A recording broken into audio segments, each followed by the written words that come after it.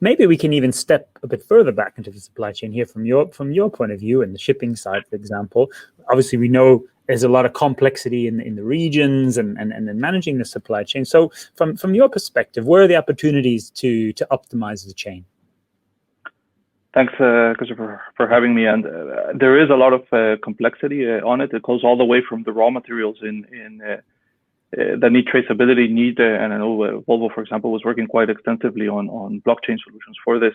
That then goes into electrochemical and the transportation of the batteries from themselves, for example, from China into Europe, where today we're involved. I think there is optimization, one in collaboration across the industry, because the volumes are relatively small today if we look at it from an overall sales perspective. But if we collaborate towards this, we can actually have a scalable solution, because I think scalability is probably one of the largest challenges, not only in the short term, but in the medium term. How do we get to a supply chain that can react to exponential growth in EV sales when the battery is sort of the core, becomes a core component? And the other thing is, how do we connect the new tier ones? Because some of the customers that are supplying these batteries have not been involved for a long time within the automotive industry.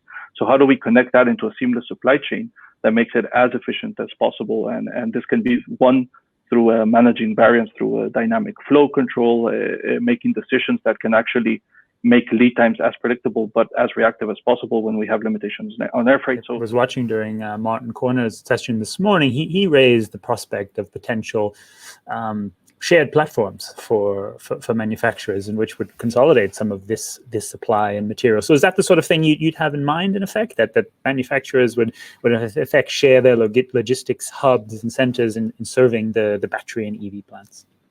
I think that's a potential solution, especially as we ramp up.